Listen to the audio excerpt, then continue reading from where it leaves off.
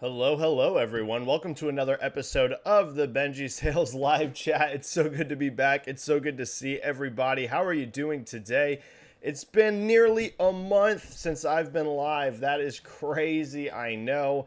I apologize for all of that. I honestly didn't know if I was ever coming back. I know that sounds a little crazy, considering, like, maybe the audience that I've built up on Twitter and stuff, but I legitimately, there was a little bit there. I didn't know if I was ever going to come back to covering games again. Mental health is a heck of a thing, y'all, and I've been in a rough one, but I am back. And I'm excited to see everybody today. Very, very excited to see you all. It's been a long time. I've missed these chats absolutely for sure. And I'm glad that made it through the tough times, came out on the other side, and we can come back to the live chat, baby. I'm not sure what I'm expecting today in terms of turnout. It's probably, I'm going to be honest, going to probably be pretty low key. I'm not expecting a big turnout today because a lot of people probably have no idea I'm even back on YouTube, considering how long that break was. It was nearly a month. I know it was over 3 weeks. So pretty crazy. We missed a ton of news in that period of time. So I'm sure we're going to have a ton to talk about today for the people that do show up. I want to apologize, I would say most of all, to the channel members. Anyone that became a channel member, I really, really apologize because you guys pay for that channel membership and I was gone for nearly a month.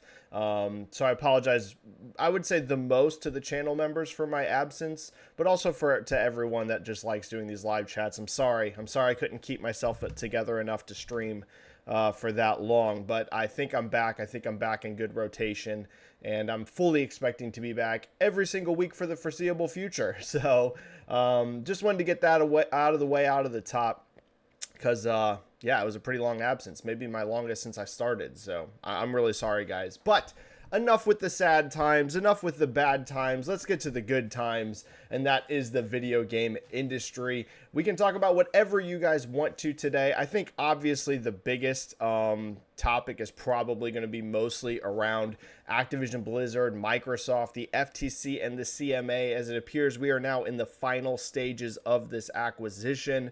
Things are coming down to the wire now. There was the biggest piece of news. Well, while I was gone, first of all, we can just talk about the fact that we had this big, huge, court thing going on for the preliminary injunction.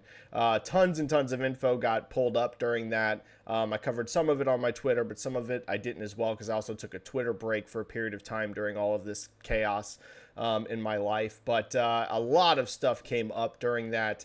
But the biggest thing that's happening right now is that the judge sided with Microsoft, right? The FTC's judge sided with Microsoft. It is going that way. But the FTC has now appealed the decision.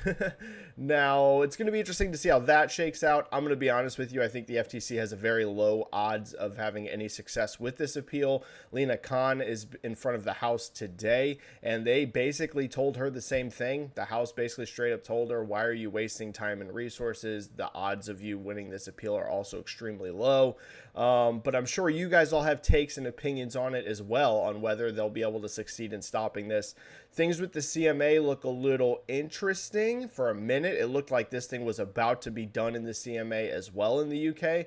For a minute, it looked like nothing but good news for Microsoft. They won won by stopping the preliminary injunction versus the FTC, and then like within an hour after that decision was read, suddenly the CMA came out and they also said, well, the CMA and Microsoft together made like a joint statement, and they're like, we're stopping all litigation, we're working together on remedies. And so for a minute it looked like, oh my god, like this is done, like it's locked in, they got it over the final hurdle.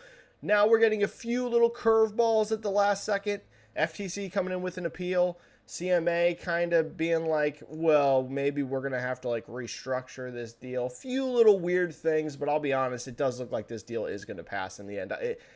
Put it this way, let's look at the stock price right now, because investors seemed mostly, as of yesterday, I actually haven't checked it today, but as of yesterday, they seem mostly unfazed by this news. And let's see if that's still the case. Yeah, investors don't care. They are very confident this thing's still passing because it's still hovering right at $90, which is essentially what you would expect. It had that big jump once they won versus the FTC. It jumped up to $90 range, and it's just held there. It's just held there. It's still there right now. It's at $89.94, which is essentially $90. So the investment community seems to be pretty much unfazed by these last minute curveballs. And I think most people think that the FTC won't have success and CMA is going to figure something out. So we can talk about that. We can talk about any video game industry news that you guys want to that I missed over the last few weeks, and whatever you want. So if in the extremely small chance this is your first time ever as part of my YouTube live chat, which I don't suspect that will be the case for almost anyone here, considering how long I was absent and how low my output has been on Twitter. I suspect this is mostly going to be my hardcores in the chat today, but in the very small chance that you're a newbie here, basically the way this stream works, it's a show driven by you, your comments, your questions. We're going to do some polls. It's super interactive, and we talk about the latest news in the video game industry. There's going to be a few ways to get your comments or questions read on the show. First of all, of course, there's the free method. You type a question, whatever you want, it pops into chat, and I get to as many free questions as I possibly can during the stream. If you want to guarantee that I get to your comment or question, there's going to be two ways to do that. First of all, of course, there is a super chat method. You type a donation, whatever you want, it pops into chat, alerts me immediately, and I get to super chats right off the bat. The other way to guarantee it is going to be by becoming a channel member. That's $4.99 for a month, and basically the thing that I guarantee you by doing that channel membership is that every single stream, I will guarantee that I will get to at least one of every member's questions or comments. So that's going to be the ways to do it. We'll see how the chat fills up today. Right now, it's not super big. So who knows? I might be able to hit everything today. Let's get rocking. Let's get rolling. Let's get into your guys' stuff. So first of all, we've got Duquesta right off the top saying, haven't seen you streaming lately or posting vids. Glad to see you back, man. Hope you're feeling better. I would say that I think the worst is behind me, but I've said that before. So we will see, man. We will see. I am hoping that the worst is behind me as well, and I'm also glad to be back. Chase Key here says, missed you, buddy. Missed you guys too. I missed you guys a lot. And I think that we just had a channel membership renewal. We did. MD has been a member for 3 months. Thank you so much, MD. Saying the return of the king. Good to have you back, Benji. Well, MD, you've always been one of my kindest supporters. Thank you for re-upping for 3 months on that channel membership, man. And I'm glad to be back as well. I got to tell you, I'm very, very glad to be back in the chat today. So hopefully we can have some good discussions. And it's great to see all of you. JCat's in the chat. What is up, JCat? Great to see you. Highlander popping in with a super chat with a 5, saying, glad you're back. Hope you're doing better. Monday before the markets open, Activision will be removed from NASDAQ. Is this premature? I mean, here's the thing. Does it have potential to be premature? Yeah, in case one of these last-second curveballs does actually, like, do something, right? If by a very long odds FTC somehow wins their appeal, or all of a sudden CMA comes out with a shocker. But Highlander, I think the overall feeling from almost everyone, and whenever I say almost everyone, I'm not necessarily saying fans on the internet, but I'm saying like people that are in the rotation here, people that are actually investors, people that are lawyers, people that have links to, government, everything, including, members of the House today straight up told Lena Khan they don't think that she has any chance in the appeal. So it's like the overall vibes are that this thing is closing. That really was the biggest last hurdle, I think, was once they went head-to-head for that preliminary injunction. And you even had them stating during that hearing, you had Microsoft and even the FTC kind of hinting that the result of that would essentially, the deal lived or died by it, and Microsoft won that. So I think the overall feeling is this thing is basically done. You never know. Maybe something crazy happens and all of a sudden the FTC wins their appeal, which it seems like a long shot. But Highlander, I think just the overall vibe is this thing's over and we're kind of just wasting time and taxpayer money right now. But we'll see. We will see how it goes. You never know, man. You never know. And thanks for that super chat, Highlander. You've always been also one of the most supportive members of the chat. And I'm glad to be back and great to see you, man. All right, let's hit some channel member questions before I get into the free ones, because that's why you guys get those channel memberships. Joseki here. What is up, Joseki? It is great to see you. Thanks for reaching out to me on Twitter and asking when the streams were coming back. I really appreciate that, man. Really lifted my spirits and saying, love to see you back, big man. Well, I'm glad to be back. I don't know about big man right now. I've definitely lost some muscle, and this whole ordeal I've been going through the last couple months, I completely stopped working out. But I have started back up again in the last few days, and I definitely lost a little bit of muscle. I wouldn't say I dropped everything, but I definitely lost some, so I gotta get that back. Great to see you, Joseki. And Joseki saying the new not FIFA game on Switch will have finally Frostbite and Ultimate Team for the first time. And Kotick said they misjudged the Switch initially. Yeah, that was one of the things that came out of the hearing. He basically straight up said they made a mistake by not supporting Switch more, which I think we all can pretty much agree with. That was a big mistake on Activision's part. I think Switch 2 will gain more traction with major AAA third-party devs in the West than it will with the remaining few not supporters in Japan. I completely agree, Joseki. Your thoughts? Real Call of Duty and real EAFC are a big, big get for US Europe, in my opinion.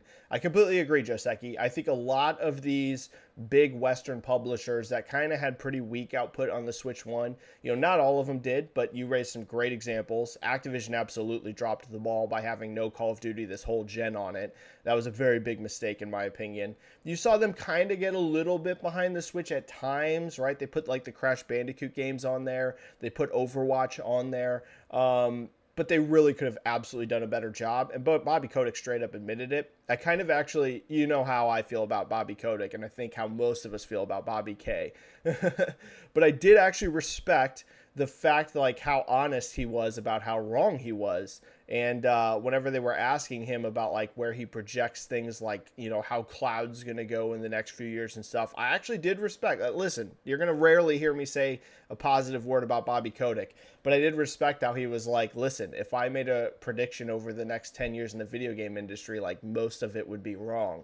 And that's really the case for most of us, right? A lot of us that like to try to look ahead, make predictions and that sort of stuff, even those that are good are still going to be wrong a lot of the time. And I respected his honesty on that. And yeah, they were wrong on the Switch. And I expect that a lot of these people, these EAs, these Activisions, with the next Switch that's coming, we all know it'll be more powerful than Switch 1. How much more, who knows? But we know it's going to have a power increase over Switch 1. I think you're going to see a lot more support for Switch 2 than you saw for Switch 1, because they're going to get in out of the gate day one and be supporting this thing much, much stronger. So I agree with you, Joseki. I completely agree. After the success of the first Switch, at this point, it would just be business malpractice to not heavily support the Switch 2, at least for the first few years, right?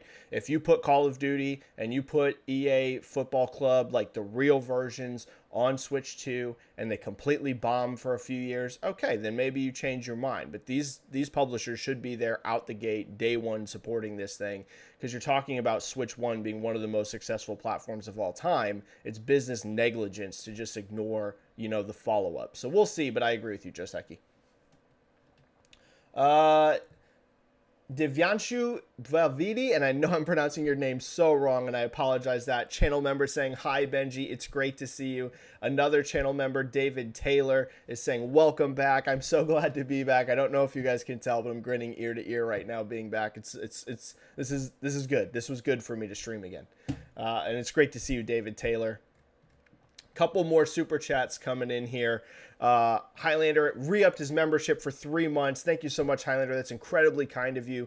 I think my memberships have only been live for 3 months. So that means Highlander and MD have been channel members for every month I've had them up. Thank you so much, guys. And Highlander saying, Rick Moranis' attorney character from Ghostbusters 2 was a better attorney than the attorney for the FTC. Thoughts on Starfield's legs and sales? Yeah, this was... Listen, this was one of the unfortunate things that happened during all of this chaos that happened with this hearing. Was I experienced the most toxicity I've ever experienced on Twitter since I joined the platform, just for simple statements I made that it was pretty clear that Microsoft was performing much better than the FTC in court.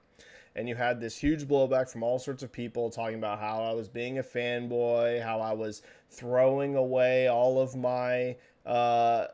everything I've earned. I had people telling me, you're not an expert. This so-and-so expert claims that FTC has the upper hand.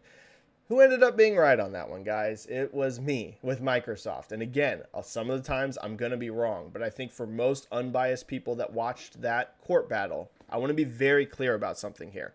I am not saying that Microsoft by default has the better argument than the FTC.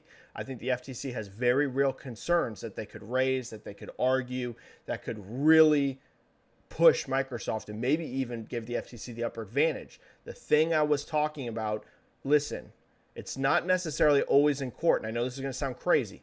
It's not always about who's right and who's wrong. It's about what you can argue and what you can prove. And the FTC did an absolutely terrible job. That's just the fact. They did a terrible job of presenting their case. And I thought that was very clear as soon as the second day. That first day, it was pretty close. Like, I gave Microsoft a bit of the advantage in day one, but I thought FTC was hanging in there. I was like, you know what? I think Microsoft edged day one, but, you know, FTC's got some arguments. But from day two on, once I think day two was that when Phil Spencer took the stage? I think Phil came up in day two. Might have been Sarah Bond in day two, but I kind of feel like she was day one. Can't remember. But from day two on, that was the point where it was like, wow, FTC is getting like blown out. And it was like clear. If you were looking at it unbiasedly, again, I'm not talking about if Microsoft should be allowed and FTC is the right one. That is not what I'm talking about. I'm talking about the case that's being presented in front of the judge. Microsoft was just owning FTC, to be perfectly frank, for most of it, and I was shocked because I thought this was going to be an outright battle. People kept asking me how this was going to go, and what I keep telling you guys. I said, to me, it's a coin flip. This can go either way. I could see either one. And as that kept going on, as the days started passing, that coin flip to me started going more and more and more towards Microsoft's side, because I was just like, FTC is just dropping the ball massively. They presented a terrible case, and I think they could have done a much, much better job, but I don't know, man. I don't know what happened there, but they did a really, really poor job, in my opinion. Now, my thoughts on Starfield's legs and sales. You know, sales is a big, big wild card here. I think sales will be good on Steam, but the reality is that Game Pass is cannibalizing game sales. This even came up in the court documents. You've had Phil Spencer outright publicly state it. There is just no debate that Game Pass cannibalizes game sales at this point in time. That doesn't mean that there's not going to be exceptions. That doesn't mean there's not going to be certain games that Game Pass actually boosts their sales because of the attention it receives. I would say the games that probably have the best odds of getting a sales boost from Game Pass are actually going to be like indie or AA games. Games that are like just completely unknown under the radar, and then maybe find so much success through Game Pass that like people that just flat out were never going to buy the game now might buy it. So I think it's going to be those sort of level games that kind of see the boost. I don't think that Game Pass will have really any noteworthy sales boost on AAA big titles, because those are the sort of games that people are planning on playing no matter what anyways. You know what I mean? They're not necessarily the games that need that extra attention. They're the games that already have the attention. Like, everyone already knows what Starfield is. They don't need to suddenly have it put on their radar from Game Pass being like, oh my God, Starfield, I've never heard of this game. Now I'm interested in it. Everyone knows what Starfield is. So sales to me is a wild card. I suspect it will sell really well on Steam. Console sales, I think, will be heavily cannibalized, but still sell. I'm not saying it's not going to sell anything. But I don't think sales is the real metric for Starfield. To me, the question is, how much can Starfield build Game Pass? Because I feel like Game Pass is kind of stagnating right now in subscriber growth. I'm sure that they are having some steady acceleration because they've talked every quarter about how Game Pass continues to grow. But I don't think we've seen a ton of evidence that Game Pass is like explosively growing per quarter. And that can mostly be explained, in my opinion, by the lack of big, huge flagship Xbox games over the last year. Starfield is that game that should, theoretically, this is the type of game that should have a big push on subs. So to me, to be honest, I know it sounds a little weird, but the metric I'm most interested in on Starfield isn't how many copies it's going to sell, it's what kind of Game Pass effect it could have. If it's really, really good, I suspect you're going to see a really big boost on Game Pass subs. And sales probably good, but I don't expect Starfield to sell like Skyrim. You know what I mean? I don't ever expect this to hit Skyrim type numbers in terms of sales, simply because A, Skyrim was fully multi-platform. B, Skyrim has had, multiple generations to grow that sales base. It's sold on 360 and PS3. It's sold on Xbox One and PS4. And haven't they done like a patch on Series X and stuff to even like get better frame rates? Like the game's just been around forever, fully multi-platform. Don't expect Skyrim level sales out of Starfield, but it'll be really interesting to see how the Game Pass impact is. Timmer72299 with a 2 super chat. Thank you so much, Timmer. It's great to see you, buddy. Saying keep being awesome. Thank you so much, man. I really, really appreciate it. I really appreciate the kind words from everyone. Like I said, I can't stop smiling. I'm so excited to be back. JCat saying, I miss your streams. I'm glad you're feeling a bit better. Thank you so much, JCat. I missed it too. I missed the streams too. We were building up a good community here, and I kind of dropped the ball on that a little bit. And I'll tell you what, here's my other thing, guys. Another thing that's throwing me off right now as I come back, Twitter feels a little weird now with threads as well, because I don't know. Like, just when I scroll through my feed, Twitter engagement seems way down. And I'm not saying on necessarily my content, because it would make sense for Twitter engagement to be down on mine, considering how inconsistent I've been lately. But like across the board, like a lot of the people I follow pre-threads were still getting like the same levels of engagement that they did. And here's something really weird that's going on. So after threads, I'm seeing a lot of people's engagement, it looks like, is dropping.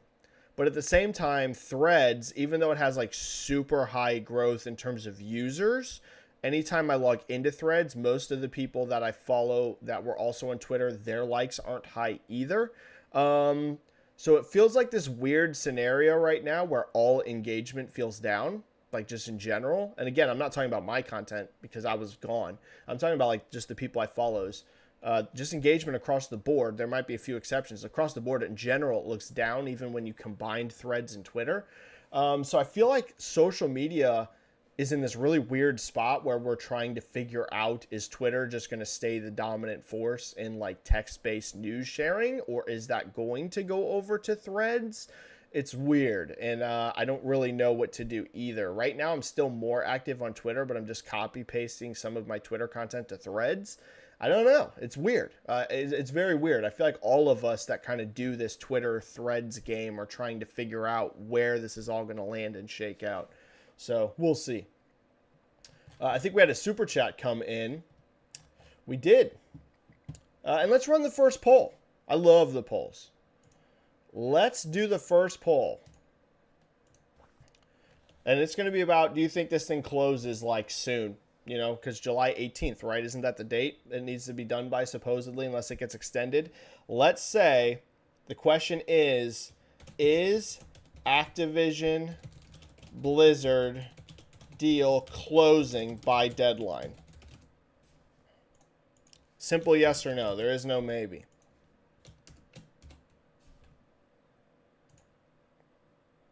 Because we're down to the wire here.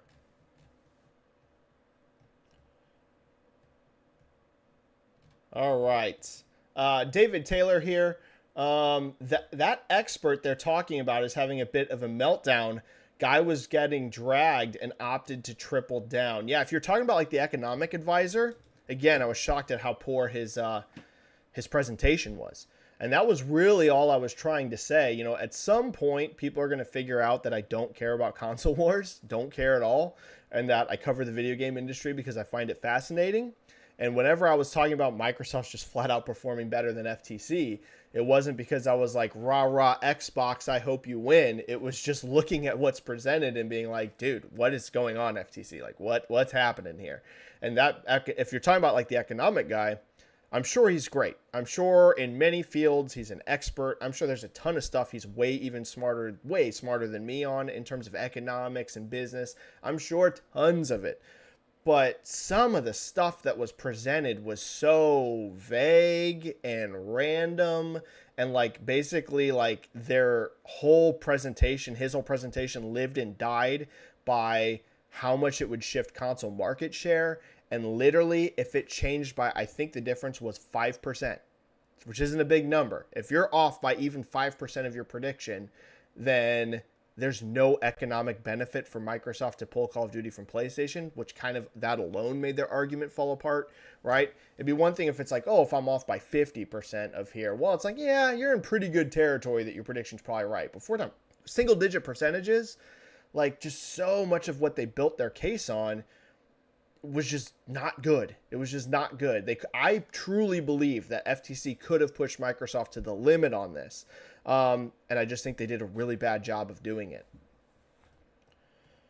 Anthony M. Johnson here, Mercy Knight Publishing. Thank you so much for the super chat, Anthony Johnson. How do you operate Activision if you're Microsoft? This to me is a great question. You can't keep Kotick, but Xbox had struggled with their studios before the merger. What do you do? Couldn't agree more, Anthony. This to me is one of the biggest questions moving forward because Xbox, let's be honest, has already had issues managing the large amount of studios that they have currently. Right? Just looking at what is Xbox Game Studios plus Bethesda, that alone, we've seen some big challenges with them on managing that. Now you're going to take on Activision, which is an enormous influx of people, way bigger than what they brought on with Bethesda.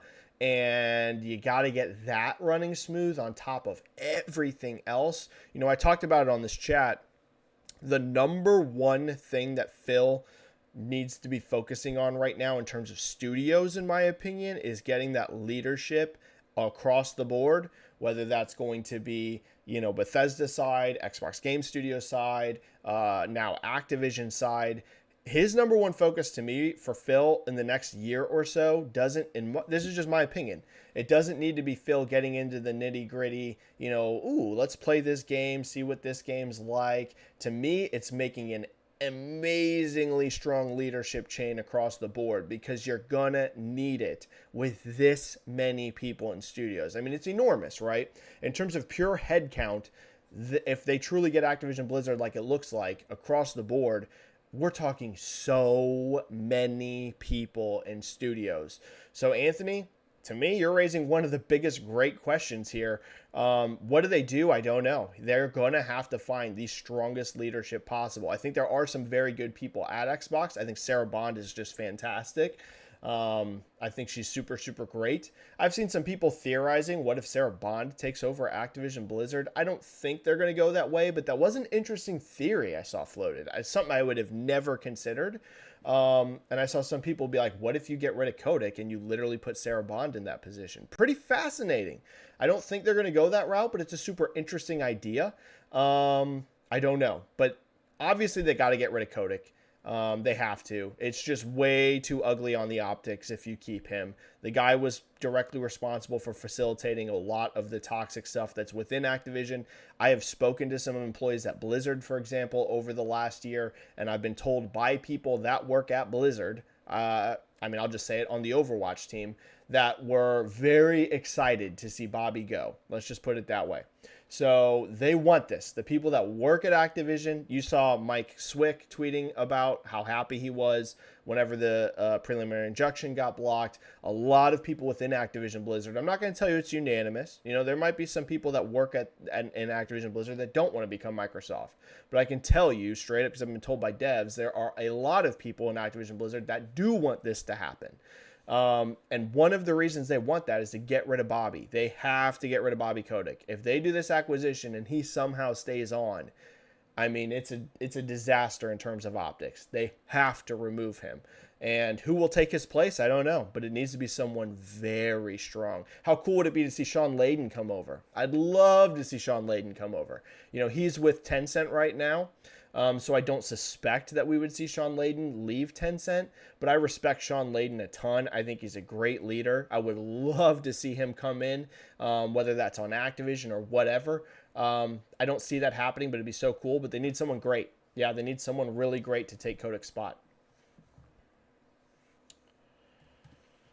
Split End gifted a membership. That's so cool. Always Split End gifting the memberships almost every stream. Dude, shout out to Split End. He is so awesome in how he helps support the community by not only helping mod my channel, not only being a great friend, but always gifting at least one membership almost every stream, dude. That's so kind of you. It gives someone else a membership, gives them a chance to get into the conversation guaranteed. dude, Split End, you know I love you, buddy. And Split End also re-upped his membership and said, "You're the bomb, Benji. Also, us as gamers are eating good. Just enjoy gaming, everyone." Couldn't agree more, man. You know, this is, guys, you guys are about to make me emotional, all right? We have over 100 in chat, and I did not expect that after the time that I was gone.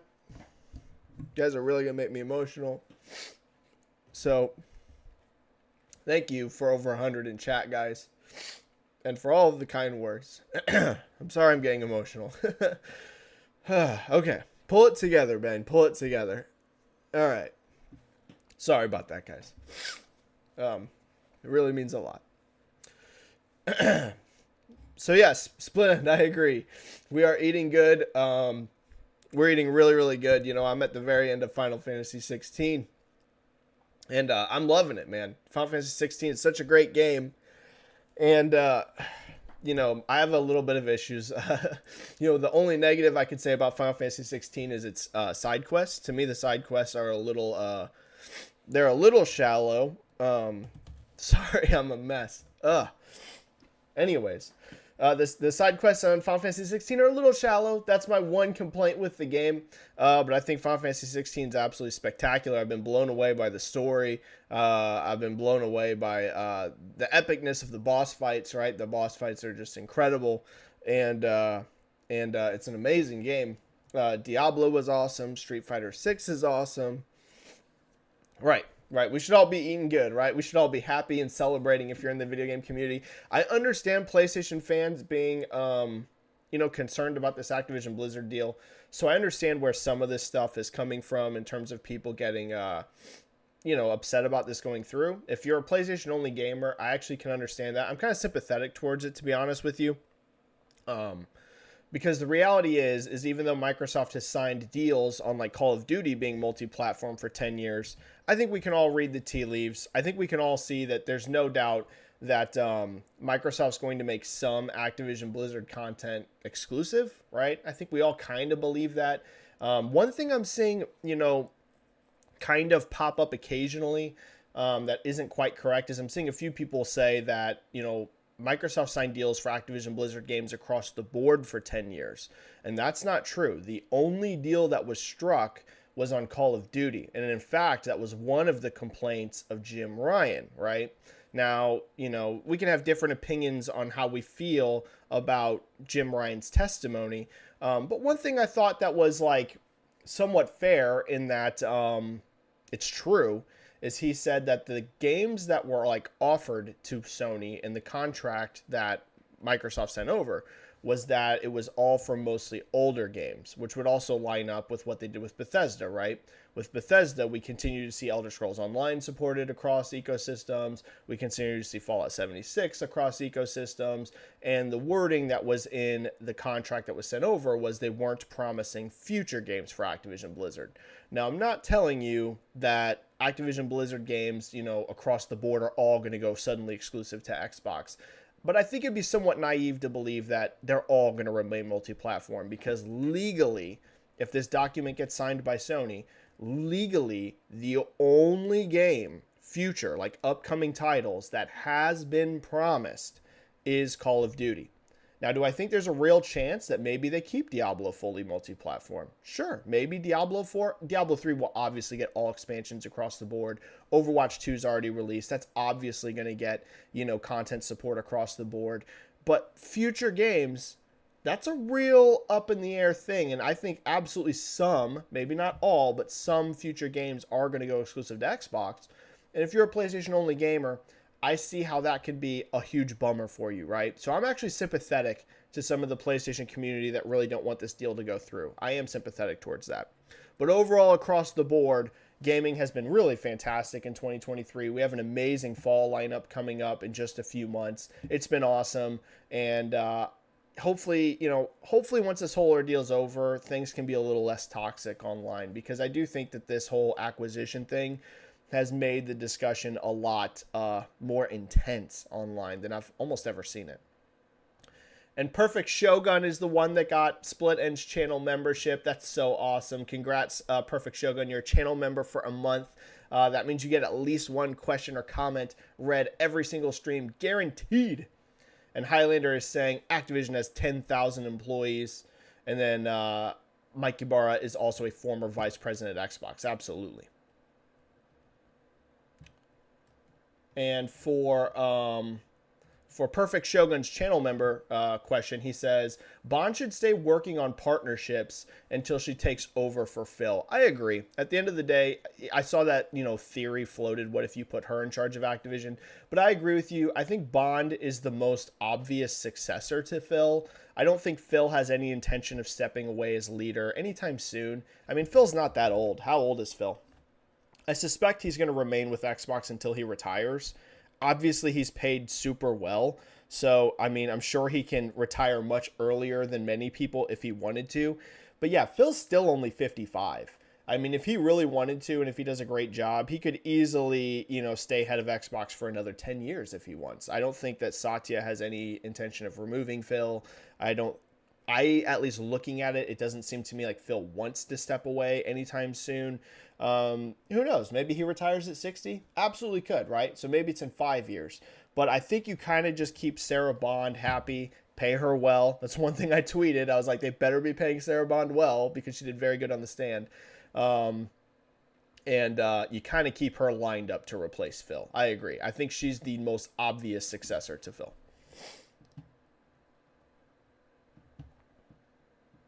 And I think she'd be the first woman that ever led Xbox. So how cool would that be, right? That'd be very, very cool. Plus, she does a great job. Highlander001 with a 10 super chat. Only thing I want to hear from Bobby Kotick is so long and thanks for all the fish. Couldn't agree more, man. Get him out of there. Get him out of there. Name the reference. I think it will be Mike Ibarra as he was a VP at Xbox. That's interesting. He's a natural leader and well liked. You know what? Highlander, you're not crazy. He's in charge of Blizzard side right now, right? Maybe if you remove Kotick, maybe you promote Mike Ibarra. Maybe you make him the head of Activision. Not crazy. Not a crazy take. Highlander, you could absolutely be onto something there. You very well could be onto something with that one. I didn't actually really think about Mike, but it does kind of make sense. He's already had big, high leadership positions, both within Microsoft and within Activision. So, yeah, I could see it. I could see that, Highlander. Maybe you promote Mike Ibarra as head of Activision, and then you find someone else to take his spot as head of Blizzard. Right? Like, obviously, Bobby Kotick is above Blizzard as well, right? So if Mike Ibarra got that promotion, he would still be above Blizzard. But you know what I mean? Like the day-to-day managing of Blizzard would go to someone else, and then Ibarra would be overseeing all of Activision Blizzard.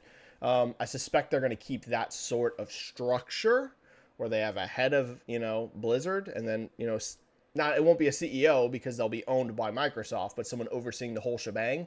I suspect they'll still keep that structure. So you promote Mike and then put someone else in the Blizzard position. Maybe put Rod Ferguson, right? Maybe you promote Mike Ibarra to overall all of Activision, and then maybe you promote Rod Ferguson into Mike's current position because Rod Ferguson was the head on Diablo 4. Maybe you do something like that. And then just a lot of hearts and kind words for me getting emotional. Thank you guys. You guys are the best. Samuel Tolbert, great to see you, my friend. Thanks for being in the chat. You guys are the best. You guys are the best. A lot of kindness in the chat today. A lot of kindness. JCat with just a 199 heart super chat. Thank you so much, JCat. Tunsi K here with a 5 super chat. Good to see you back. I'm so glad to be back.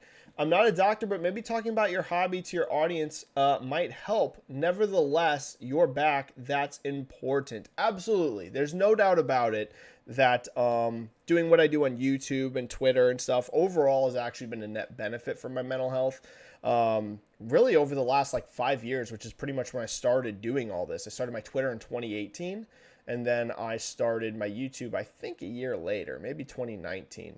But overall, that has been a net benefit to my mental health. I've actually had the least amount of anxiety and depression, I would say, over the last 5 years than I have my whole entire life. And, it doesn't mean it's completely gone, but there's no doubt if you look at the alignment of the two, it has been a net benefit. I just had to step away for a little bit because I was already kind of having a bit of a rough year with mental health. I've been open about that.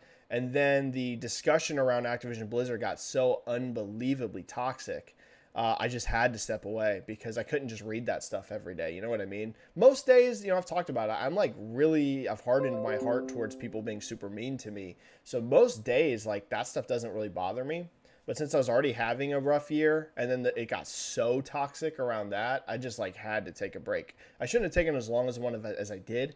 But yeah, like being here, this is all really helping, Tonsi. Thank you so much. And Highlander with a 2 super chat saying $2 to buy your daughter an ice cream. Oh, thank you. That's very kind of you, Highlander. Very, very kind of you, buddy. I will do that. I will set aside a couple bucks. She loves ice cream. So that's absolutely going to happen. All right. Has every channel member gotten at least one question answered?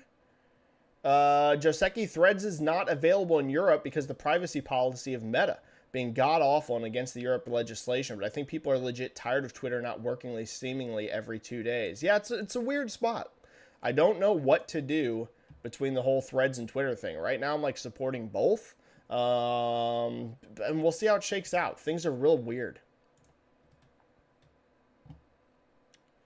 All right. Has every channel member... Let me just make sure, because then I can dive in to the free questions. And non-channel members. Yeah, we're good. We're good. All right, let's do it.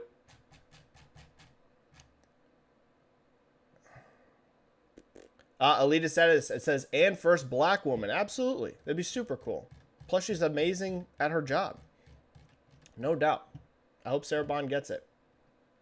I don't want to rush Phil out the door. Like I said, wait until Phil's ready to retire. I still really, really respect Phil and think overall he does a great job. But once he's ready to retire, listen, just keep Sarah Bond happy. How old's Sarah Bond, right? She's quite a bit younger than Phil. You never know. She might not want to just have to wait. That's one thing you risk. Some people really want to move up fast. So that's one thing you risk.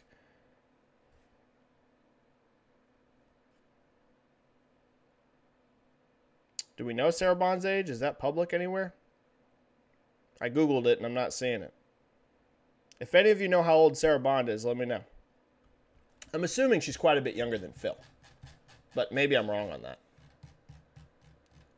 All right, the results of the poll so far, guys. I asked you, is Activision Blizzard deal closing by deadline? It's overwhelming. 87% of you say yes, with only 13% of you say no. Yeah, that's the tea leaves, man. If you just read what's going on, I'm not surprised that that's so heavily in favor because really, there's no evidence, whether you look at the stock price, whether you look at straight up members of the House telling her that she's probably going to fail. It'd be a shocker. I think it'd be a real shocker if they're successful in the appeal at this point. I think it'd be a real shock. So, yeah, I think we're mostly all on the same page. It looks like this thing's going through. You never can say 100% until the deal's done. Until that thing is signed, sealed, and delivered, you can't 100% say, but we're in, like I said, these percentages do not surprise me. 87% territory. It looks so likely it's going to.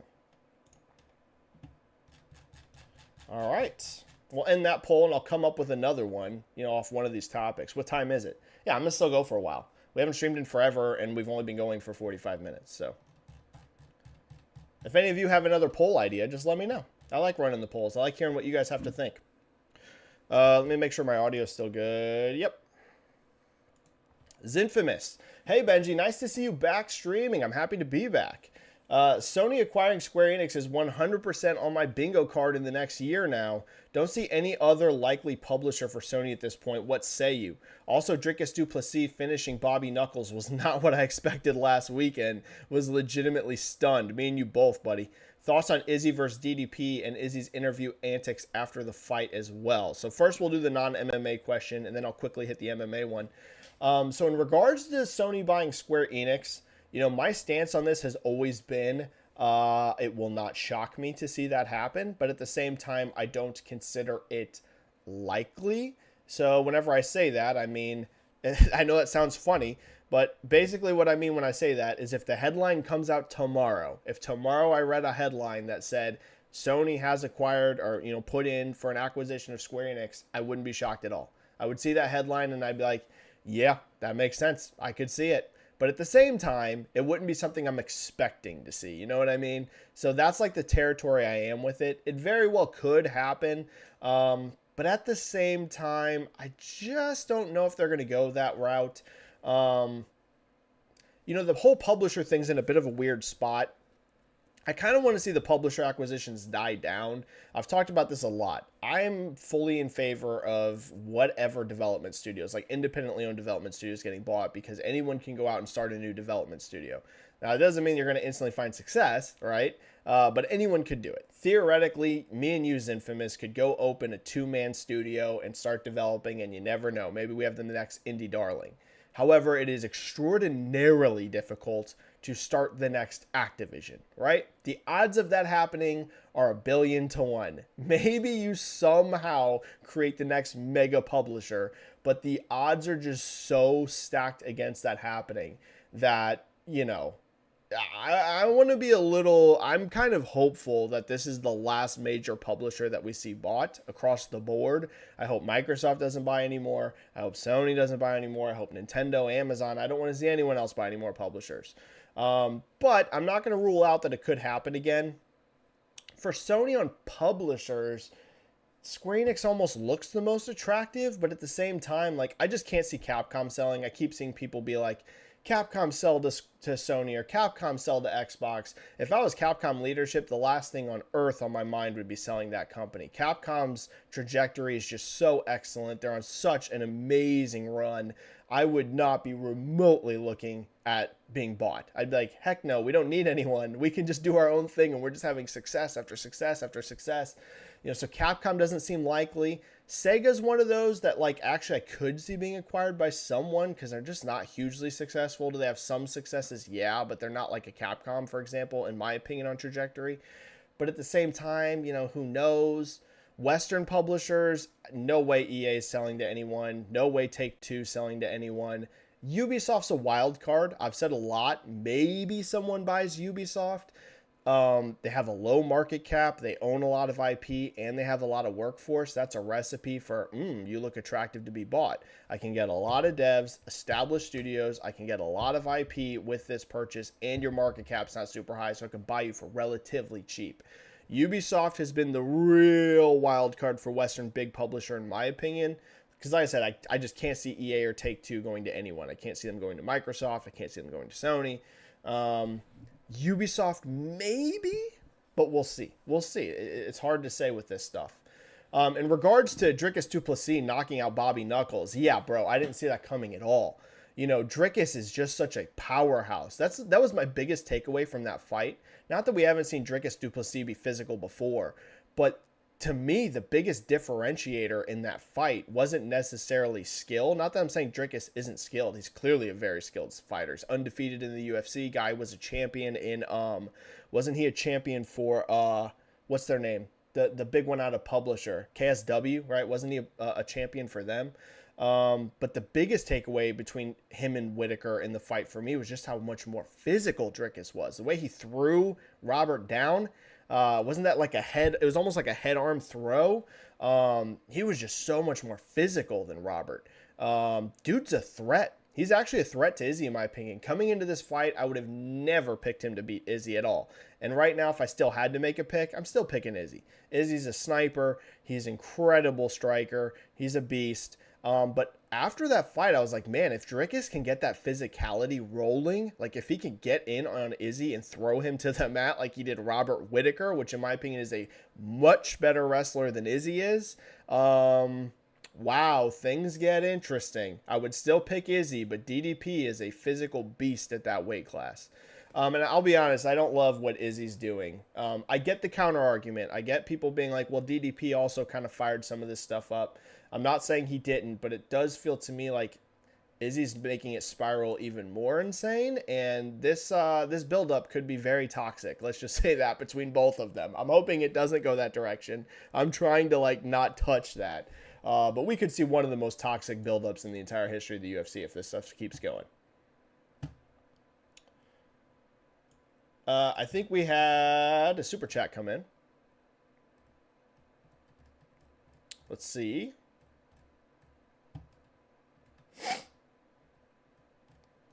And we also have some member question that I didn't hit. David Taylor says she was born in 1978, according to a magazine interview. Well, thank you. That's a great thing. What's the math on that? Sorry, guys. I'm not good at math off the top of my head. So 2023 minus 1978. She's 45. Oh, yeah. So she's 10 years younger than Phil. So she's got time. They just got to keep Sarah Bond happy. Pay her well.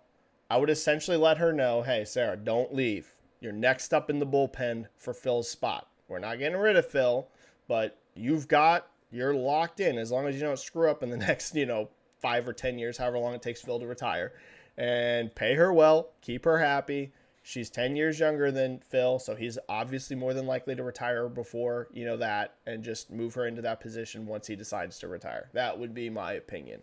But we'll see. Like I said, the thing you can never rule out is someone, when Sarah Bond's current contract ends, I don't know how much, how long she's extended for, but when her contract ends, you can't rule out someone else coming to her and being like, here's a massive paycheck for an even, more powerful position than you have right now, and taking her. So that's why I said Microsoft better pay her well. Keep her happy. You don't want her getting poached to somebody else. Hamish Lee Ford. Yo, long time no see, Benji. Great to see you, Hamish. Are you hyped for Baldur's Gate 3? Personally, I am hyped as heck. Baldur's Gate 3, then Starfield. Will it be exhausting, though? LMAO. Yes. I'm very excited for Baldur's Gate 3, to be honest with you. I think it looks like an awesome RPG, and I was literally just talking about this to a friend of mine, and I was like, oh my god, Baldur's Gate 3 and Starfield hit so close, it's ridiculous, and both are going to be extremely long games. For me, the priority between the two of those is going to be Starfield first. I've been waiting for Starfield for forever. But, yeah, dude, I'm super excited for both of them. I will absolutely be playing both games. Absolutely. Zero question about it. And then Hamish Lee Ford says, seems like today is my 3rd month of being a member of your chat. Nice coincidence, LOL. Well, dude, thank you so much, Hamish. That's, like I said, I think I've only had channel memberships for 3 months. That means you've been a member for every month. Thank you so much, man. Highlander001 with a 10 super chat. I did a dive into the numbers adding ABK to Xbox. And thank you for all the super chats, guys. Means the gaming division will make more than Windows. About time they funded the gaming division. They should have done this 20 years ago. Yeah, I mean, if they really get ABK, which looks extremely likely, if they really get ABK, then, I mean, the gaming division in terms of revenue is going to become a beast within Microsoft in general. Whenever you factor in, we're not even talking console sales, we're just talking total gaming revenue. It's going to be huge. It's going to be something that investors absolutely cannot ignore anymore. And that's going to come with 2 things, by the way. That's not just good news, right? Because I think some of us that are on every one of these earnings calls, I listened to every single Microsoft earnings call for years. And for so many years, you would listen to that whole earnings call and literally no one would ask about gaming. Like, for years, I'm telling you guys, I would be on these calls just to hear if we ever hear a hint about gaming, and no one would say jack. There would just be, it had like such small of a presence to investors within Microsoft that like they just did not care. There was no questions. So on one hand, starting to see it come up, because now it does come up on earnings calls a decent amount. It's still not one of those things that like investors are asking about a ton, but it's something that that Satya's going out of his way to highlight like pretty heavily in the calls now. And on one side, that's rewarding because it's like, hey, for those of us that have been wanting Xbox to grow, because I do, I want everyone to grow. I want Xbox to grow. I want Nintendo to grow. I want Sony to grow. I want, EA to grow. I want everyone to grow. Ideally, I hope every single publisher and studio is growing. So on one hand, it's rewarding. It's like, look, Xbox is like finally becoming a bit of a thing within gaming on Microsoft enough to kind of get some attention, which is good.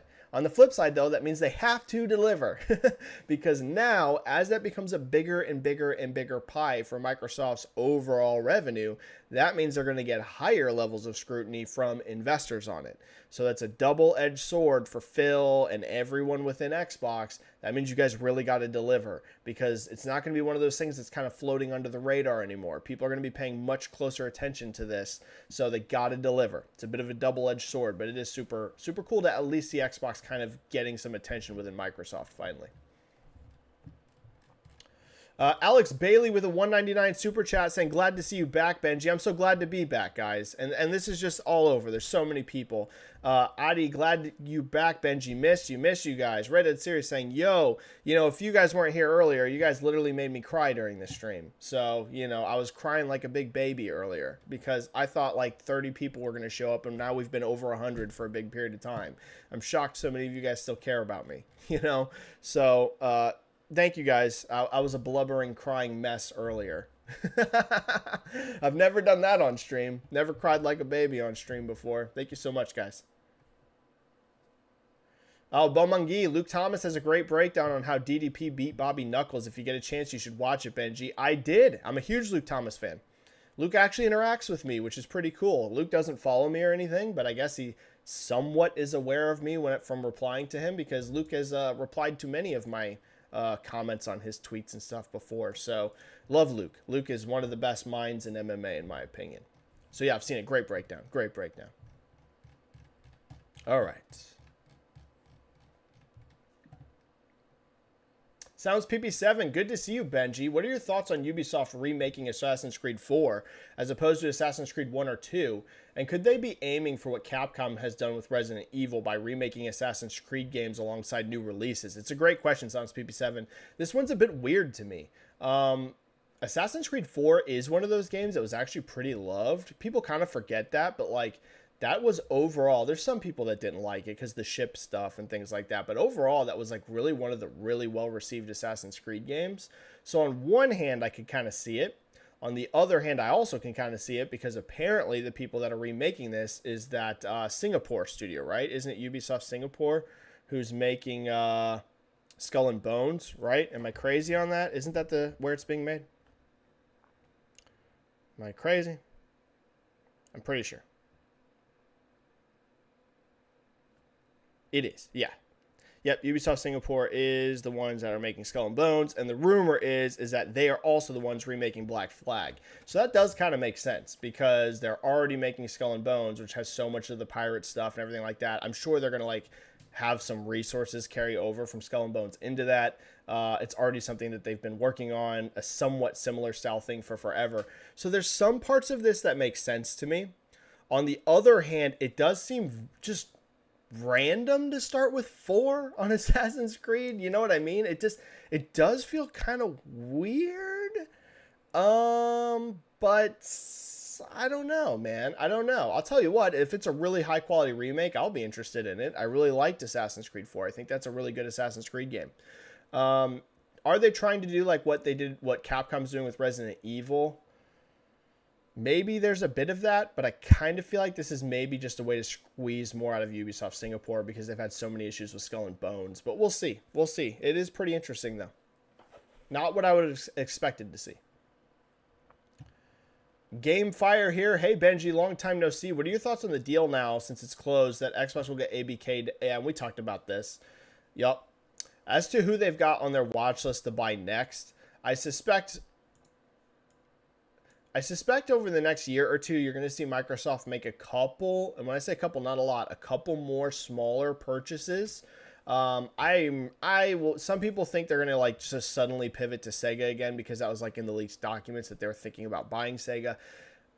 I'd be surprised if Microsoft is so bold that they quickly pursue another publisher. You never know. Maybe they are that bold, but I wouldn't be that bold if I was them. But you know what? That's why they get paid the big bucks and I don't.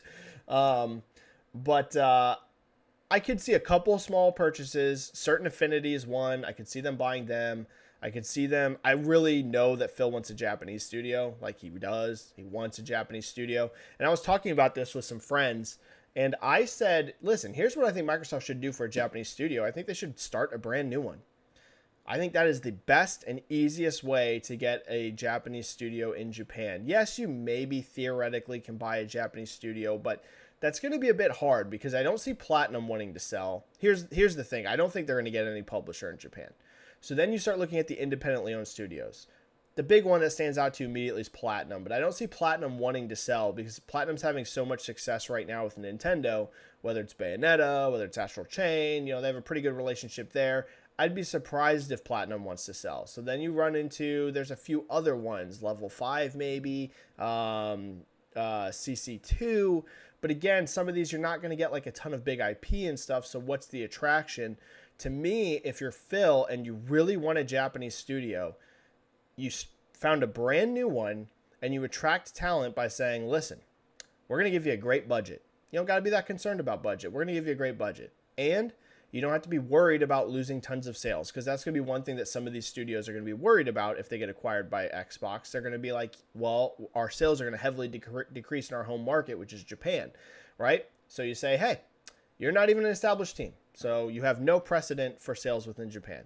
And then finally, we also don't need you to sell a ton in Japan, because you know what? You have Game Pass to fall back on. And that's going to attract and poach some talent. Wait, you're telling me we get some resources, I get some Microsoft funding behind me, we get to do something brand new more than likely.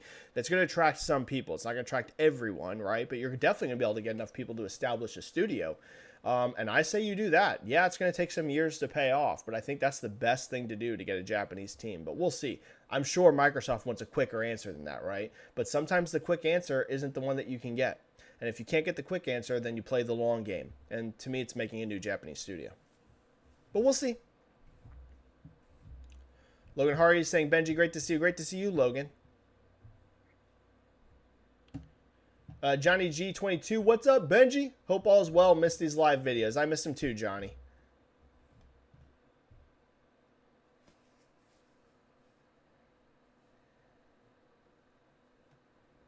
Guillermo Lima, welcome back. So good to be back, Guillermo.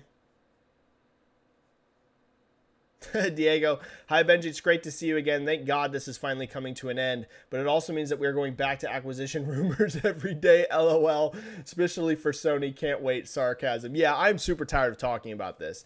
You know, the only reason I kept talking about it on my Twitter is I literally felt like I had an obligation to the people that followed me.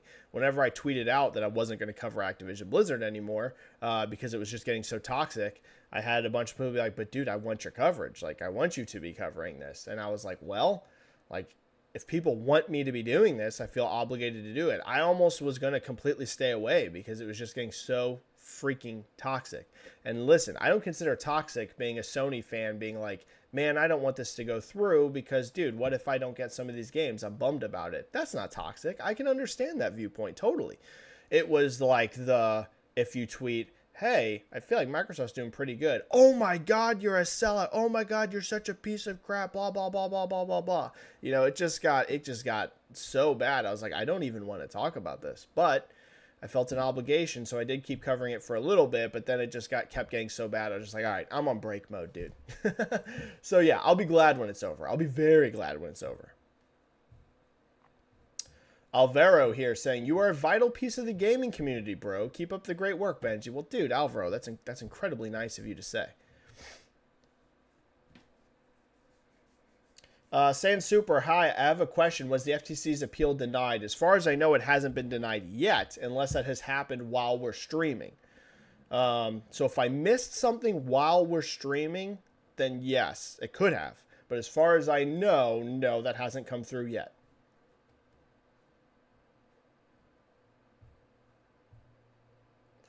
Guillermo Lima, if this acquisition goes through as it looks, which ABK recent titles do you think will drop on Game Pass? For example, would they put Diablo 4 or hold it for a while? Man, that's a really good question. You know, I think you would see a huge batch drop quickly. All the classic Call of Duty games, right? They can't get new Call of Duty, it looks like, until 2025. Now, here's a great question. And I don't know if we actually have the answer to this, by the way. I wonder if that Call of Duty deal means that no Call of Duty can come to Game Pass until 2025 because Sony still has the marketing rights till 2025. I wonder if that means nothing Call of Duty or it's like certain Call of Duties, like maybe only ones included within that contract. You know what I mean? I have a feeling that the contract is only covering the games within that time period that was signed, but I don't know that. I would say if it is only including like whatever the years were, this year to this year, these Call of Duty games cannot go to a rival subscription service, then I suspect you will immediately, very quickly see Microsoft drop tons of classic Call of Duty games onto Game Pass, you know, real rapidly. But you never know. Maybe that contract means no Call of Duty. I haven't read the contract. Maybe it says it's no Call of Duty, period. Even classic ones are not allowed to appear on rival subscription services. Then maybe we do have to wait a while. They'll put a lot of stuff, though, as quickly as they can because they're going to want to take advantage of all of this as fast as possible, right? They want these Game Pass subs to grow. That's a core part of why they're buying Activision Blizzard. So, will they do Diablo 4 quickly?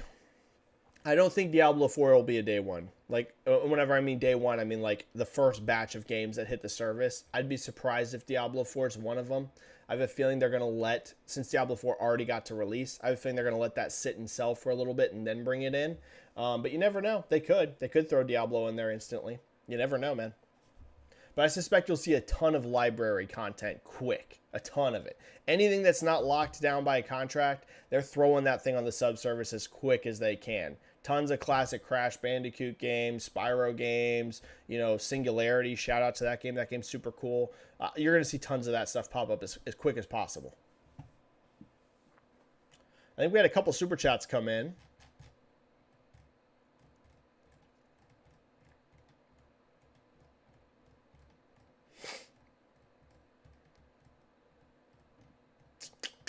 We did.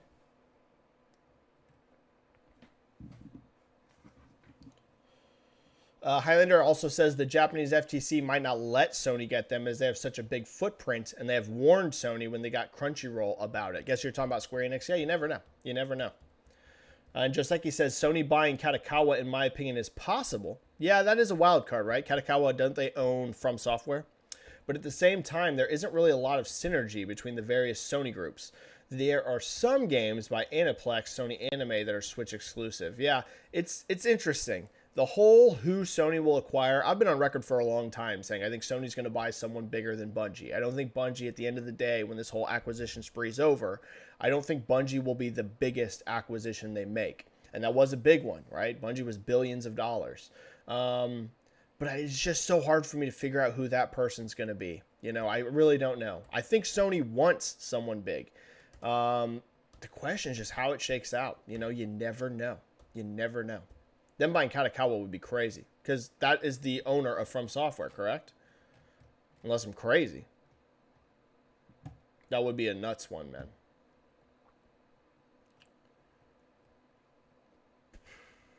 All right, Benji here. Great to see you, Benji, with 2 super chats, dude. Thank you so much, Benji. It's great to see you here, buddy. Hi, Benji. Great to see you back. Nikkei says Sony is shifting on games as a service. This seems like a huge strategic move, not just testing the market. Thoughts?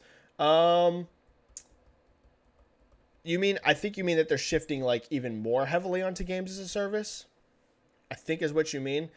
Guys, you've seen me. I've flat out said I find the whole push in the industry for games as a service to be hugely risky. Hugely risky. I've said flat out, I think games as a service right now are more risky than single player games. And, if I would have said that probably about 5 years ago, you would have had EA executives being like, Benji, you're so stupid. Why would you say that? Not that they even know I exist, but, some executives know I exist because they follow me on Twitter. But, you get what I'm saying. They would be like, Benji, you're some random jabroni in your room. We don't care what you have to say. It don't mean crap. It's all about the multiplayer future, and single player is dead, right? You had some people literally outright saying that. I think that opinions are slowly shifting on that. Now, again, as I say, I've said this in like every stream. You guys are probably tired of hearing it.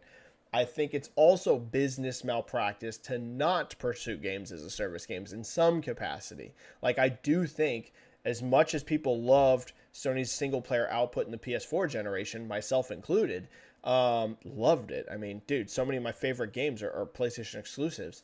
At the same time, you can't just ignore multiplayer, and Sony kind of did that during the PS4 gen. That doesn't mean there was a few games that had some multiplayer.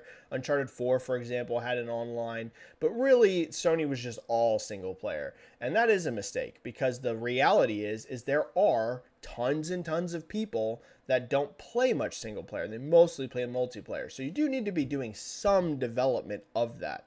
But the thing I keep warning people, and I'm going to keep warning it, and I get why no one's going to listen, because listen, I am an outsider. I don't consider myself this big voice or anything like that, but I'm just looking at what's going on with Ubisoft, for example, And I'm saying you guys got to be very careful about how much you pursue games as a service.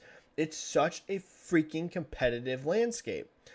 I mean, dude, pulling people off Fortnite, and whenever I say pulling people off Fortnite, you'll hear maybe a counter argument that, well, you don't need to pull people off Fortnite. They can play Fortnite and my game. Sure, but you have to convince them to play less Fortnite, right? And I'm just using Fortnite as one example.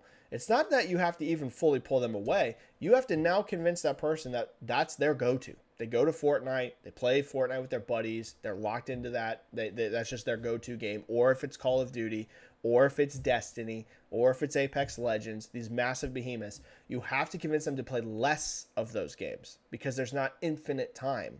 It's not like, oh, I can infinitely play Apex and now I can infinitely play this new PlayStation game. No, they're going to have to play less of that one. And that's going to be very hard to do. You do need to be trying that because you might get the next Apex. But you need to be real careful about whether it's Sony, whether it's Ubisoft, whether it's Xbox, whether it's Activision, whether it's anyone being like, we're going to just make 10 of these things now. Because the reality is, it's physically impossible with the competition in the multiplayer landscape for all 10 of those to find success. And not every single player game is going to find success either.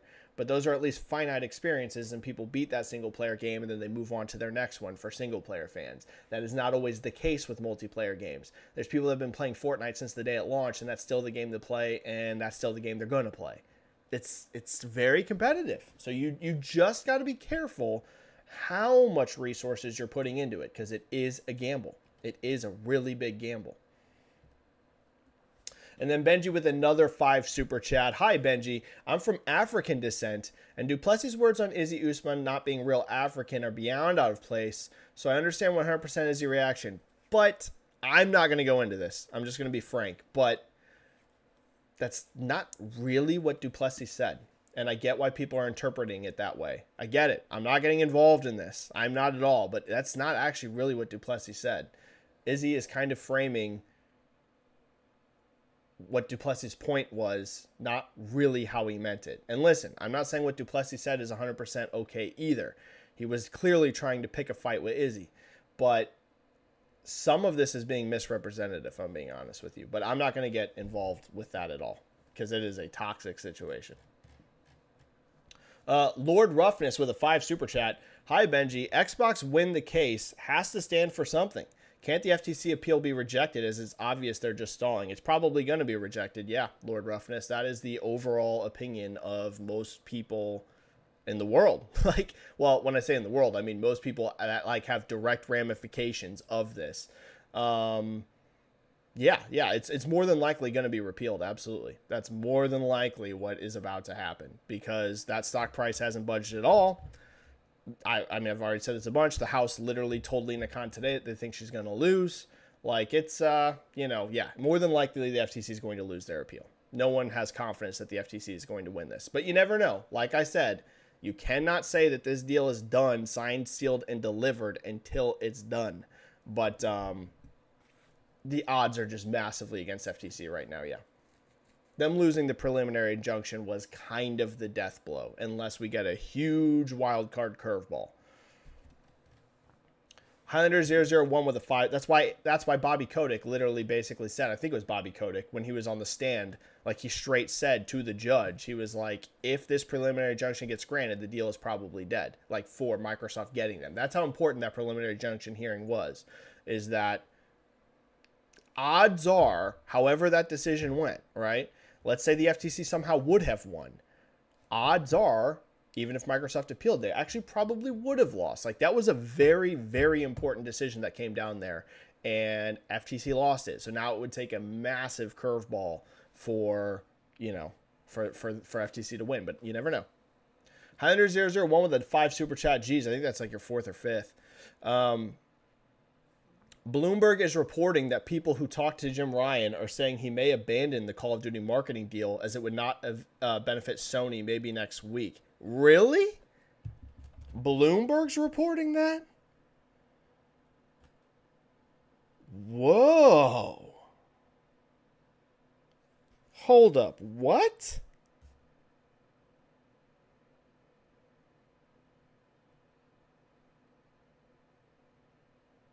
What? I'm trying to find this.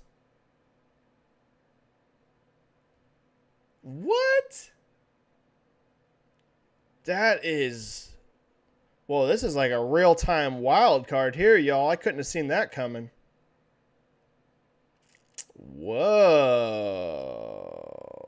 Bold move. I get it. Like, Cerebrum saying, why should Sony help Microsoft? Well, here's the thing.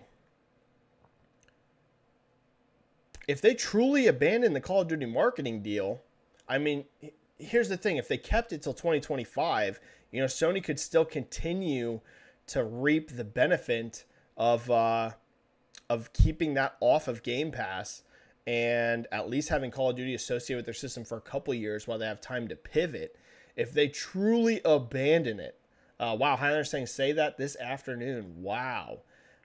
If they full on abandon it and just allow Microsoft to instantly put Call of Duty on Game Pass, man, I don't know about that decision. I don't know if I agree with that, Jim. I don't know. I don't know. But you know what? Jim is a smart man. But that seems bold. That seems really, really bold. Mostly for the Game Pass effect. He's basically, if they fully abandon it, like as soon as this week, like you're saying, and again, I don't know. I don't have the report in front of me. I mean, that would potentially allow Microsoft to put brand new Call of Duty this year on Game Pass day one. Yeah, that'd be a shocker, man. Samuel Tolbert saying, is there a link? I'm not seeing this anywhere. I would like to see this as well. Not that I'm saying Highlander's wrong at all. I'm just saying that is bold, man. That is very bold move. And not something I would have advised. Not something I would have advised, to be honest with you. Because if you can at least wait till 2025, I mean, that gives you a couple years to pivot. That's bold. That is bold. But we'll see. We'll see. I'm not saying this is definitive yet because I haven't read it. That is a shocker, though. All right, we're going to go for about 10 more minutes, guys. 10 minutes. We're in the last 10 minutes of the chat. I'm blown away at what happened here today. I kid you not. I thought that this stream today would be about 30 people, maybe 40 people, because I was gone for a while, and, you know, people don't know I'm streaming. The fact we're at 133 live right now. I mean, sure, maybe if you're some giant YouTuber or Twitch streamer, that doesn't seem like a lot. But for me, man, those are amazing numbers. I cannot believe it. I cannot believe the outpouring of kindness today. You guys literally just made my week, my month.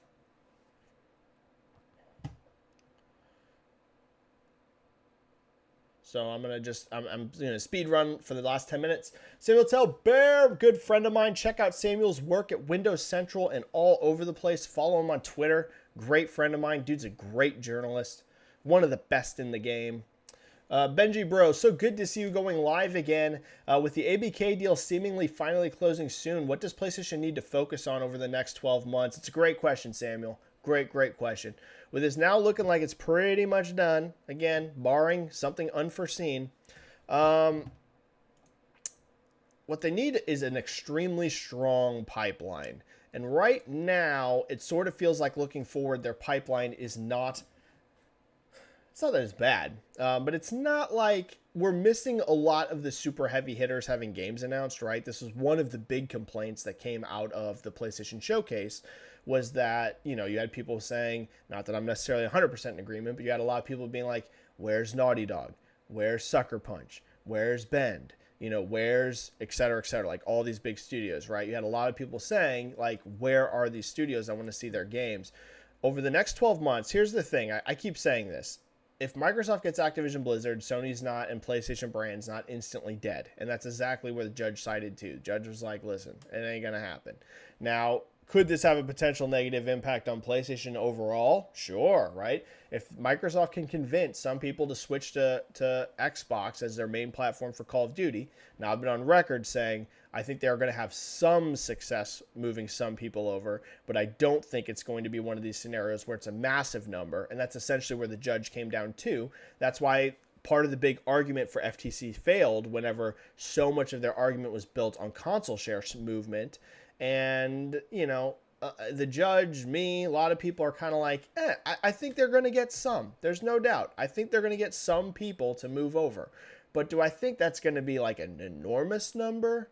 No. I think a lot of people are going to still play Call of Duty on PlayStation where they already play it, because Call of Duty at the very least isn't leaving for the next 10 years. So they're still going to be there. So it's not like doom and panic, but it is a big headline for Xbox, and so Sony needs to really build up that upcoming pipeline. They really need to start showing, and I know some of these games are still probably too far off, which is why we haven't seen them.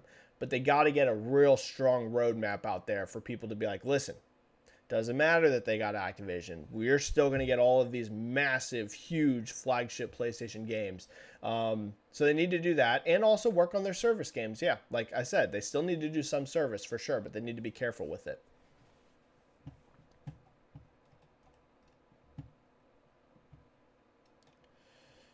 Tlalobot, do you think Nintendo needs to name their next console with something different or keep the word Switch? Keep the word Switch. The last thing Nintendo needs to do is something crazy and call the thing Nintendo I love video games machine. I don't know. Like, they got to just keep Switch name. For the love of God, Nintendo. You have the easiest layup in the world in front of you. You literally just need to call this thing Switch 2. And if they don't want to do the 2, okay, that's fine. I mean, call it the Super Switch. For the love of God, do not call it New Nintendo Switch. Oh my, if they call this thing New Nintendo Switch, New Nintendo Switch, I have just, I just don't know what to even say anymore. For the love of God, no matter what name they pick, for the love of God, do not call this thing New Nintendo Switch. For the love of God. So, I really love the idea of Switch 2 or Super Switch, maybe. Even Super Switch. I know it's fun because Super Nintendo, but listen, keep it simple. If you call the thing Switch 2, everyone on Earth knows what it is. There's no mystery. It's the second Switch. There's a reason why Sony just keeps adding numbers to the end of PlayStation, because everyone instantly knows what it is. It's the next PlayStation. Nintendo, please keep it simple. Just call the thing Switch 2 and you're gravy. That's all you have to do. I'm not saying you don't need to release good games or the system doesn't need to be awesome. I'm saying in terms of marketing, you just got to call this thing Switch 2 and you have the easiest layup on planet Earth. Do not mess it up. Don't call it something crazy. You're good, dude. You're good.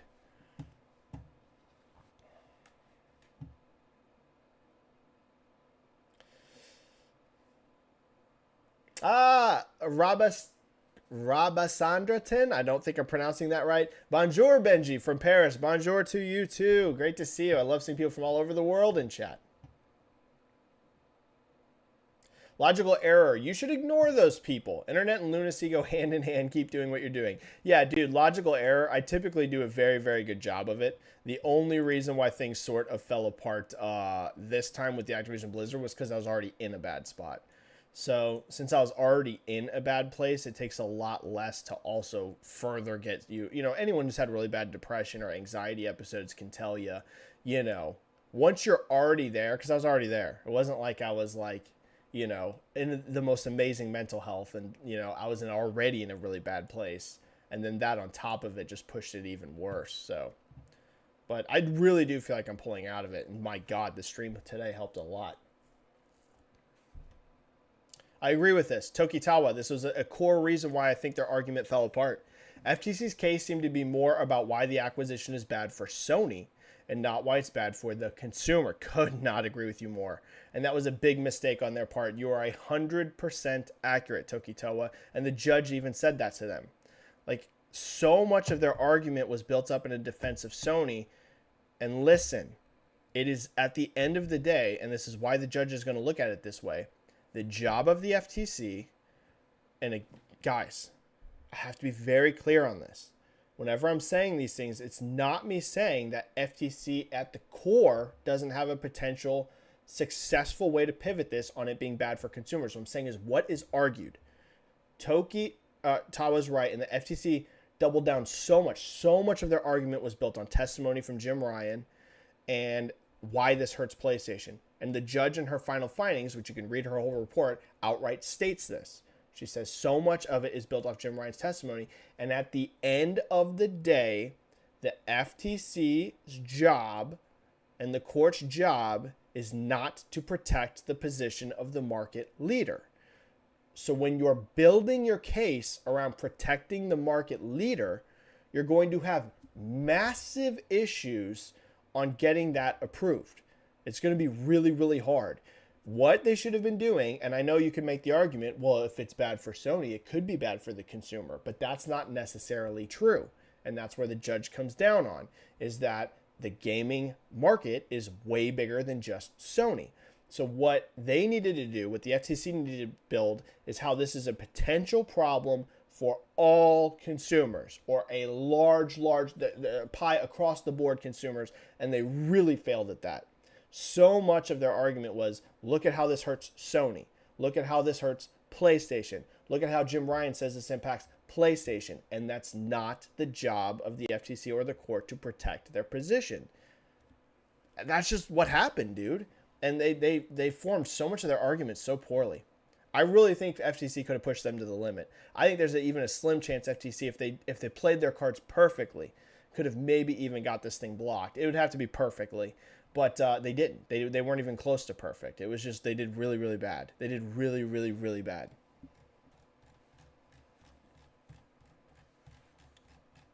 All right. I think we have a couple super chats here right at the end, because we got to wrap it up. We're right at the end. Just like he says, if it's real, then it'd be like ripping the Band-Aid. Yeah, if we're talking about that Call of Duty thing.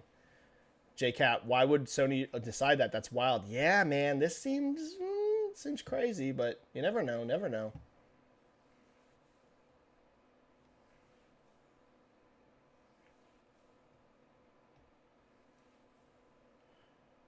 Trevor W., you're awesome, Benji. Never stop. Dude, thank you so much for the kindness. The kindness is out of control. Out of control.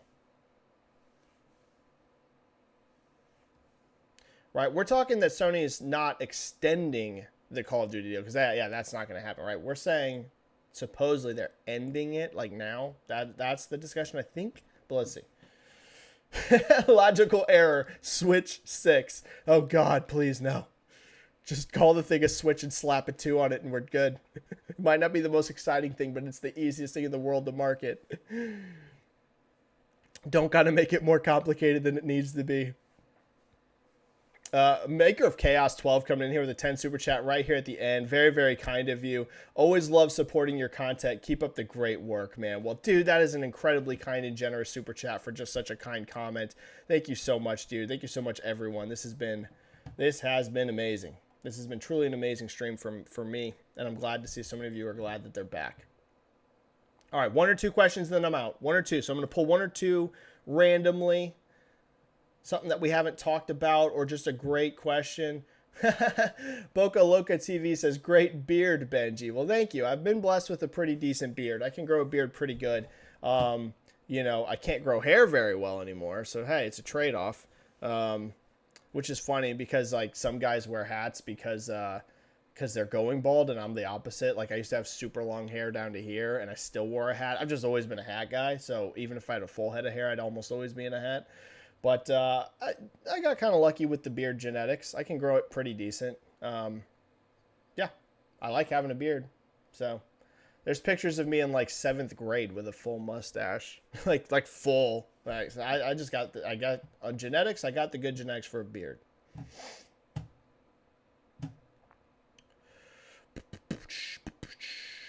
But I'm not going to count that as one of the last 1 or 2 questions.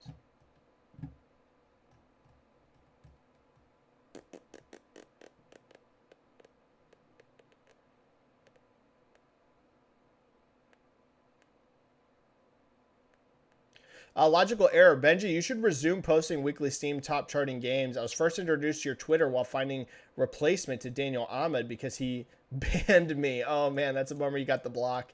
I felt bad. I blocked a lot of people during the Activision Blizzard thing, and I usually try to actively avoid blocks because I feel bad when I block people. I usually, if people are just like console warring, like extremely, I'll ignore it if it's one or two, but if it's someone I constantly see console warring on my feed, but they're not insulting me, I'll just hit them with a mute because, dude, I get alerts for the comments, and I just don't want to read, someone constantly console warring in my feed. Again, if it's an occasional thing, whatever, like, okay.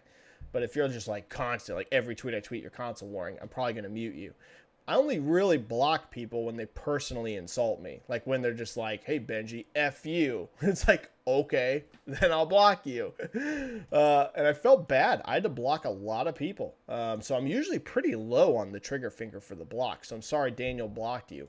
I'm usually low on that. But you know what? Sometimes people do get the block. But for me, I try to only make it over personal insults. And the reason I stopped posting the Steam top charting games is because it got really annoying to filter. It used to be that I had a link that I would just refresh and every Sunday, and it would give me the best-selling games. And now it's all complicated because first of all, that link is like not working. And second of all, now they include all the free-to-play in the revenue chart. So I could do it. I very well could. It's just not being lazy. What I need to do when the chart updates is I should go into the Steam, because now it's listed on Steam. I should go in there, manually take out the free-to-play stuff, because listen, yes, it's interesting to know which free-to-play games are generating the most revenue, but the thing that was interesting about the Steam charts before was seeing like sales, like which games were selling the most, not generating necessarily the most revenue from free-to-play, but just like sales numbers, which was still a revenue-based chart, but you know what I mean. It was true game sales. So yeah, I could. Logical error, you know what? You're right. You're right to call me out on that. I should take the effort to go in every week, pull out the free-to-play ones, and find the top 10 selling. You're right. You're right. I should do that. Stop being lazy, Benji.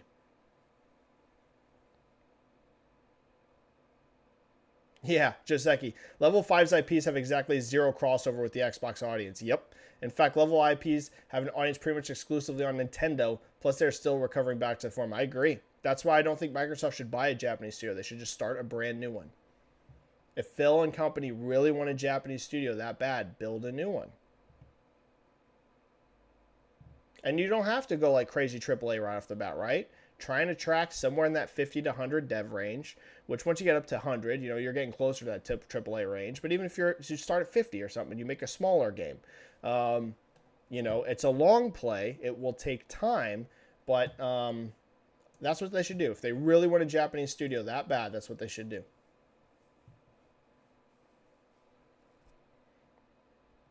All right, last question. I'm picking one random one, and we're out.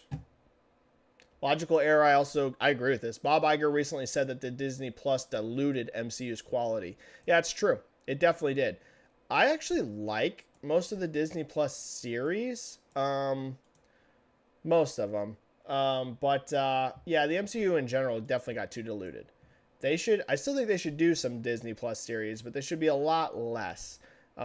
They did so many Disney Plus series, plus still trying to make so many movies. Like, that was always going to fall apart eventually. That's just way too much. Why was the MCU so tight and so well put together for so many years? It's because, yeah, they were making quite, a lot of movies, but it was still enough that you could really have a tighter quality control on it. Once you started to, not slow the movies down at all, like you're still keeping just as many movies as ever being made. Now, on top of that, you're adding multiple series per year. And think about how many hours a series is compared to a movie.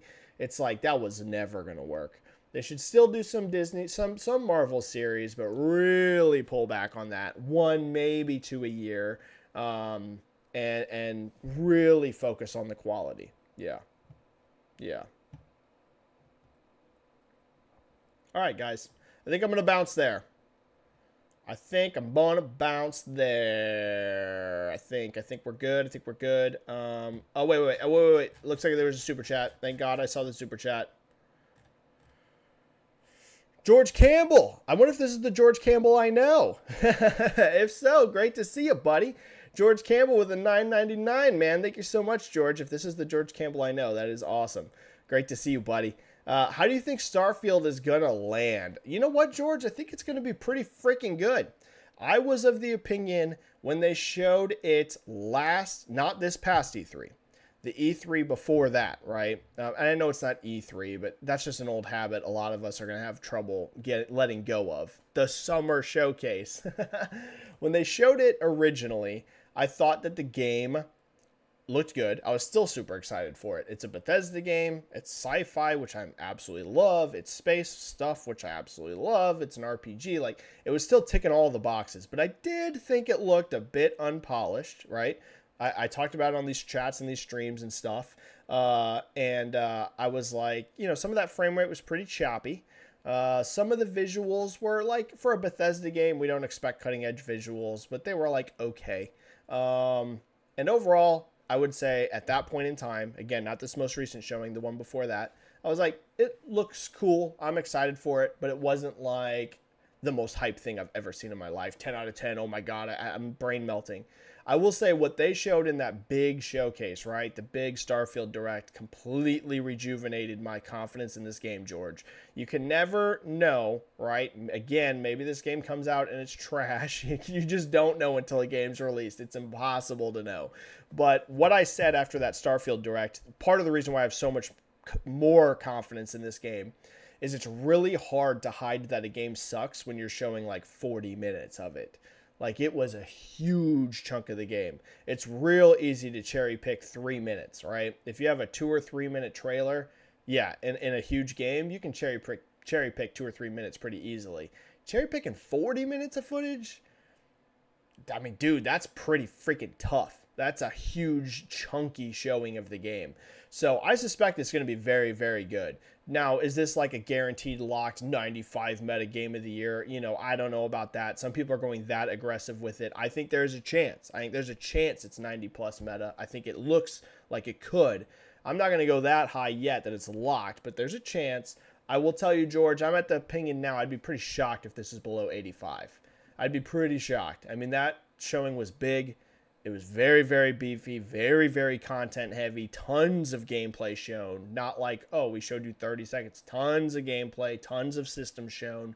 I'll be surprised. If this is below 85 meta, I'd be surprised. And anything over 85 Metacritic is going to be great. So, all right, guys, I'm going to call it there. Thank you for an awesome turnout. Thank you for all of the support. I mean, thank you guys for making me a freaking emotional, crying, blobbing mess earlier with your kindness. I truly did not expect what happened here today to happen. Subscribe to the channel if you're not already. Typically, I do one of these every single week, but I fell off hard with some mental health battles. But we back, baby. We back on track. I will be back next week. Zero question about it in my mind. Thank you for the channel memberships, those of you that re-upped and renewed. Thank you for Split End for gifting a membership. Thank you for the super chats, and thank you for your guys' kindness. Stay safe, play some games, and I will catch you guys either next week here on YouTube or on Twitter or Threads or wherever we all end up in all of this chaos. All right? Have a good one, guys. Thanks so much, guys. Bye. Bye, bye, bye, bye, bye, bye, bye, bye, bye, bye, bye, bye, bye, bye.